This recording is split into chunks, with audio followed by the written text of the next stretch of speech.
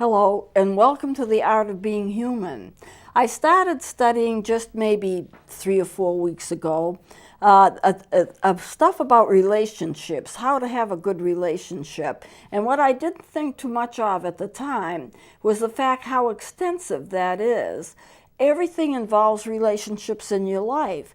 It involves everything that's about you and everything that is about the person that you have a relationship with, your friends, your family. It's a very, very extensive study. So what I started to do last week is I told you some of the basics about having a good relationship, what you need to know about yourself, what you need to know about other people, how you feel about people. I would like to review a little of what I went over last week, and I have a chart. I'm not going to go into it as extensively as I did, but just to kind of review and then to go on from there. So if you're talking about relationships and you want to know how to have a good relationship, the first thing you have to know is something about yourself.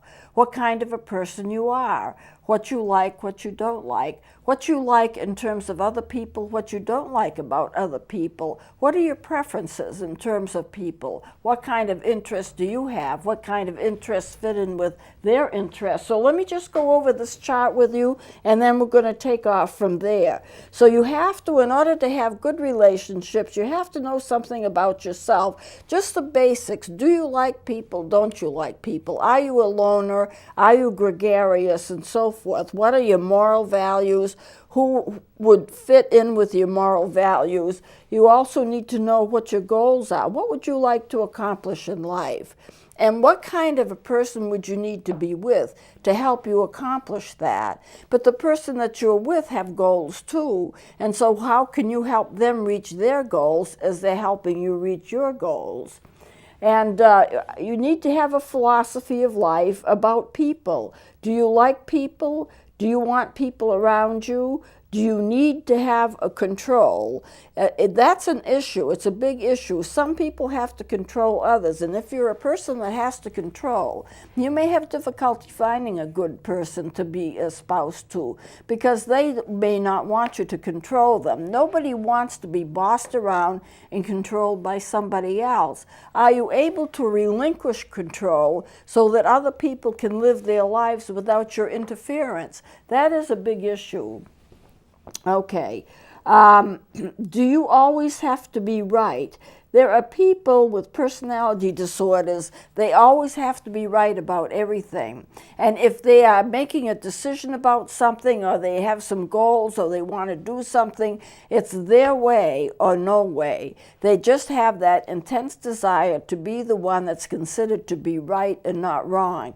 There are psychological issues that go along with control and needing to be right. And if you're a kind of person that you have to be right all the time, and you're not allowing anyone else to be right. No one can be right all the time, but you have to be.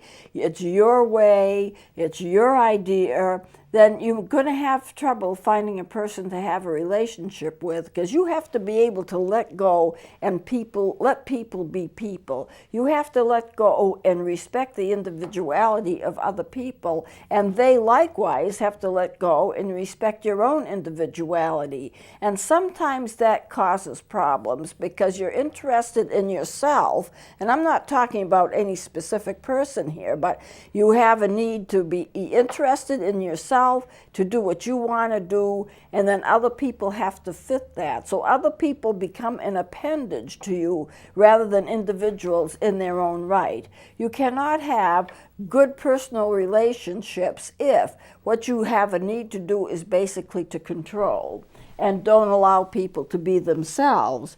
So remember that whoever controls your emotions controls you. If they can press the buttons and make you react in a certain way, then they control you.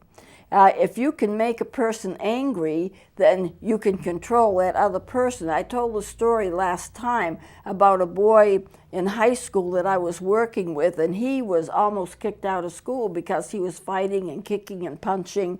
What he didn't realize is that people liked to see him get into trouble, so they would egg him on. And then they wouldn't do it in any kind of a loud tone. they would just talk to him, kind of whisper to him and say things that would make him angry. Then he would react by acting out and punching and kicking and fighting, and he was nearly kicked out for that. And then when I got a chance to talk to him, I talked to him and said, look, they're doing it because they want to see you mad and they want to see you in trouble. If you don't react to that, then you're not giving them the power to control you.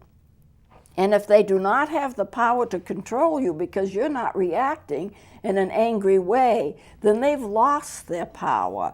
The greatest way not to let somebody control you is just to let things go and don't let them control you and don't respond in a way that they want you to respond.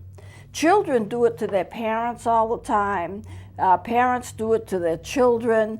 If you can get them angry, if you can get them upset about something, then you can control the way that they react, and that's controlling them. That is a type of control right there.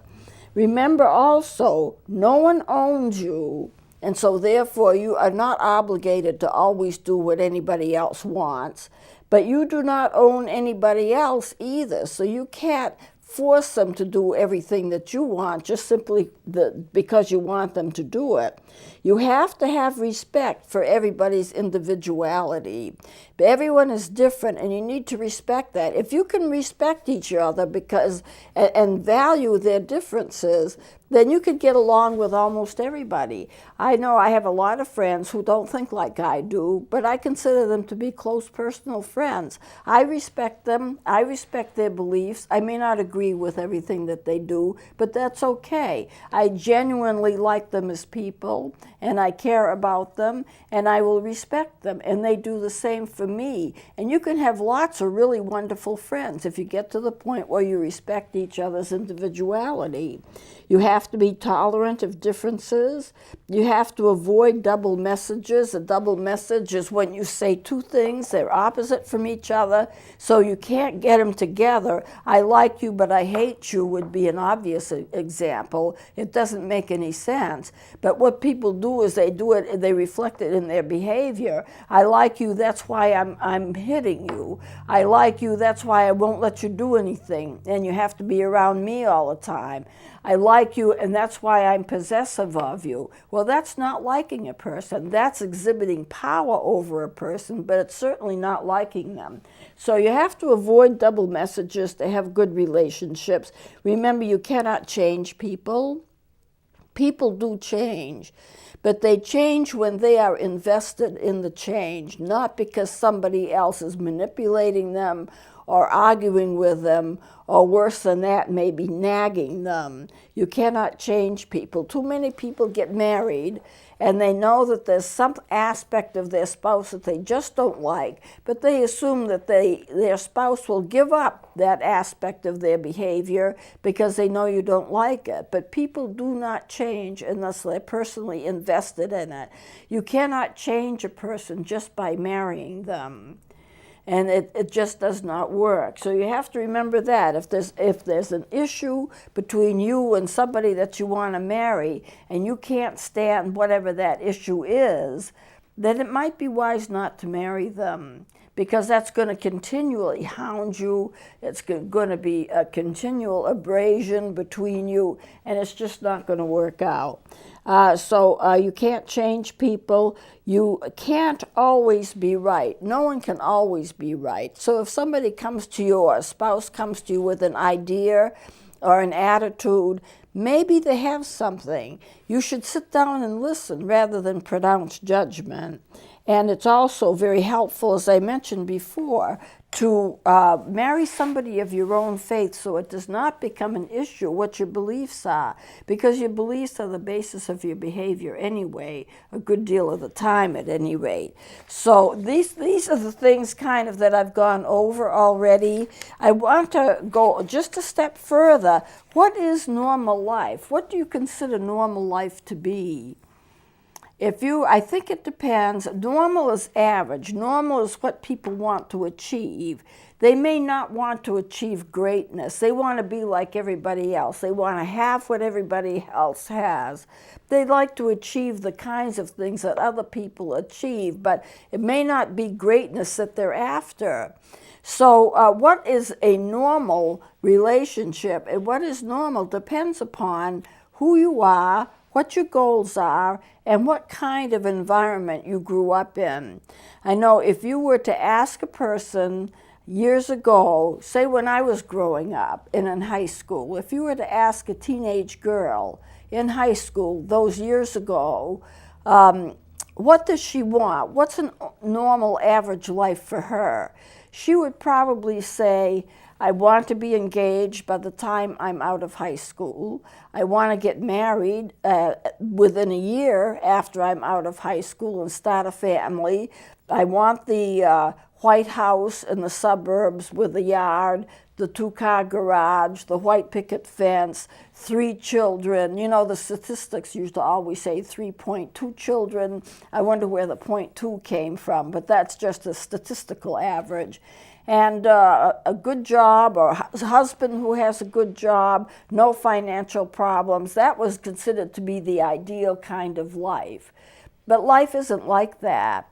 And if you were to ask a person today what their average life would be like, what they would want, what their goals are, they would probably say, if you asked a teenager, I'm kind of guessing here, but I think what they would say is, I want to get an education to prepare me to get a good job so that I can earn a good living, I can buy a condo, I can have a late model car. It's in a sense very similar to what the goals would be years ago, but you can go to school online, you can get married before you get through high school or college. There's all kinds of things that opportunities that exist today that never existed before. So the goals still, though, are somewhat the same. And so we have to adjust to what our goals are. What is real for us? Now, the thing that I want to bring up about this, which I think is so important, is that we adjust to what we think is real. We adjust to what we think is normal. But life can change that. And when life changes that because you have a health problem, because your husband lost his job, because your house was foreclosed on, because you have a child on drugs, your normal is completely different than it was when you had an idealized view of what you wanted to accomplish to begin with. And I want to, tell a couple of stories to kind of show that. I had a couple of friends, man and wife. They were elderly, and they were doing well with each other. And the man got diagnosed as early onset Alzheimer's. And as I continued to be their friends and visit them and watch them through the process of the Alzheimer's, he would go down in his functioning by stages. At first, he was just mildly problematic. He just had a mild kind of functioning. He still seemed to be pretty much okay, but it was obvious he had Alzheimer's, but his functioning was pretty much okay. It was a fairly high level. And she got used to him being like that, not quite 100%, but not far down either, and that was her view of normal.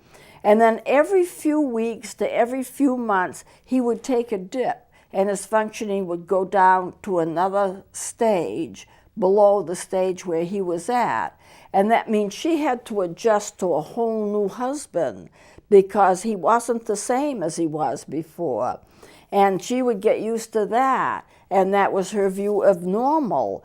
And then she would find that he had dipped down again, so his functioning was less than normal, less than what he was before, and she would adjust to that. So her normal life changed every time her husband took a dip and failed more and more and more, until finally he was not able to function hardly at all, and she was taking care of him as best as she could.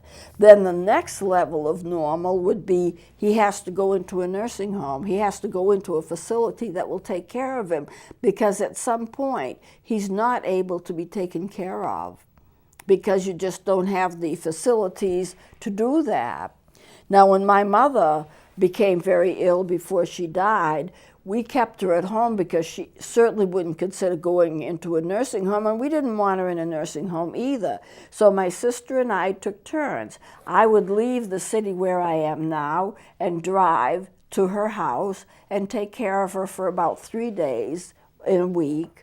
And then my sister would come down from Maine and take care of her the rest of the time. But a lot of times we were together, so that I would see my sister a lot, and we were both together. But we had specific days that we took care of her. And as she got lower and lower in her functioning, she did not have Alzheimer's. She had a massive stroke. But as she was getting worse and worse, we would have to step up our care. Our care would have to be more intense, and we would have to work harder at it. But she was not left alone. But we had to get used to the fact that her functioning was failing. Then eventually she had to be put in a nursing home. But even in a nursing home, we stayed days with her. She was never left alone, even in a nursing home. And I think she felt quite comfortable there, because even though by this time she could not talk, her nieces, her grandchildren, my nieces and nephews, we were all there to take care of her and surround her bed. And I think she just felt the intensity of the love that all of her grandchildren had for her, because they didn't just breeze in and say, "Hi, how are you?" and then leave.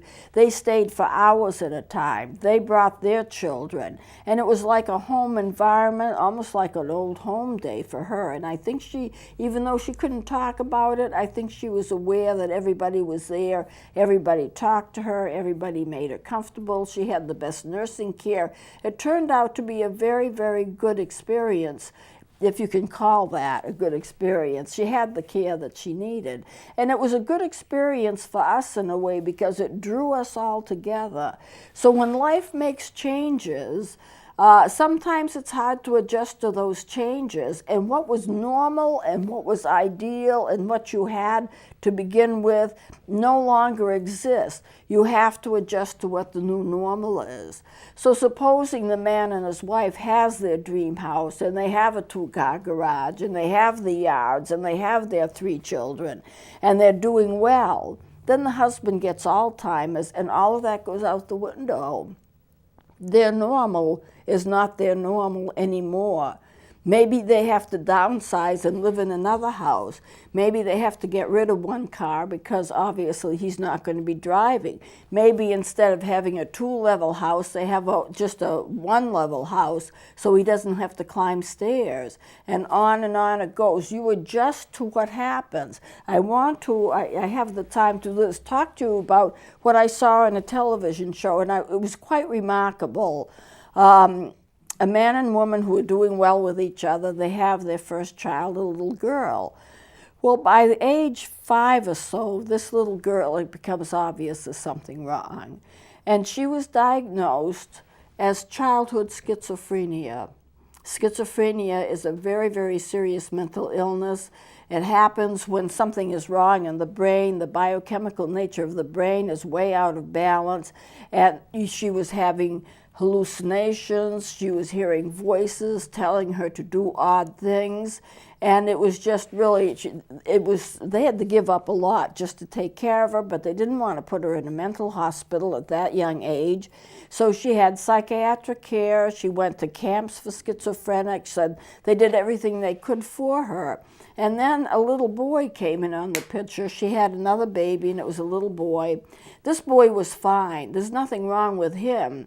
But they couldn't let the little boy be with the little girl because she would have voices telling her what to do, to hit him, to kick him, to do things to him that was not good.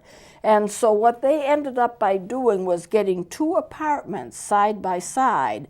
She took 1 child and took care of her, or him, And the father took one child and took care of her or him. So the children didn't mix much unless they were really there to supervise, because otherwise she would have hurt her younger brother. And so they worked together and they switched off, and he worked, and they just arranged their schedule. And what I think was remarkable about it is that they stayed together. Statistics show that if there's going to be a family crisis and there's going to be an illness, usually the man leaves and it ends up in a divorce. And usually the man leaves and abandons the family. Rarely does the female ever do that. She takes the responsibility and takes care of the family as best as she can. But you never know what's going to be normal for you. You have to adjust to what's normal for you. In another instance, people who have illnesses, and they don't do well with the illnesses, it causes family crises. How do you handle a family crisis? Do you get counseling help? Well, you certainly should. But there are a lot of other things that happen. So when you get into life and you start having relationships, you have to understand that whatever happens to you in life, whether it's good or whether it's bad, it could be either one, of course, that's going to affect your relationships with others. So relationships, as I've said before, have to be defined. You have to every so often talk with a person that you're with and say, where do you see us going in another 2 or 3 years? What are our goals now? Now we have a schizophrenic child. Now what do we do? What are our goals now? What can we do to achieve what we want to and take care of the schizophrenic child? Or supposing you have the house, the car, everything's going fine, and you have a son that's on the ski team. I know this to happen. And the son gets into an accident on the ski slopes, and now he's going to be paralyzed from the waist down for the rest of his life. You have to be able to have enough resiliency to adjust to the tragedies of life. But I don't want to leave you with the idea that life is always tragic. It isn't always tragic. And a lot of good things happen too. And sometimes some of the worst things that happen turn out in terms of the best thing. You know, they turn out all right. It works out better than you might have thought it's going to work out. You know, the Bible says all things work together for good to those who are the called according to his purpose. And if you are a person of faith, everything that happens to you, it may seem odd.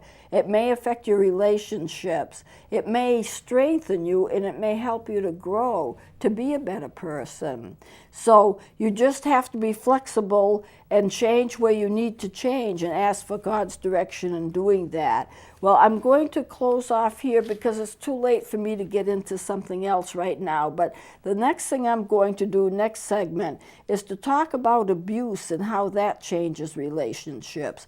We have, as we grow up, an idealized view of what relationships should be like. We can define our relationships, we can have our goals, we can know what we want, but we just never know what's going to happen and how that's going to change us, how it's going to help us to grow and be stronger, or how we're just going to have to fit in and go with the flow. So abuse is one of those things that changes relationships, and it's so important that you not allow yourself to be abused. Now, you can adjust to lots of situations that are difficult, but the one thing that you must never adjust to is abuse. There's no excuse for it. You never have to put up with it. But if you are a person who has been abused, you will find that you don't have a trusting relationship. You don't trust people. You don't think that you're worth anything, and that changes you so much that it affects the way you relate to other people. So what I really want to get into is, how does abuse change a person, and how can they restore themselves and get help to restore themselves back to what they should be, a functioning, healthy person. So that's what we'll be going into next. Please join me next time.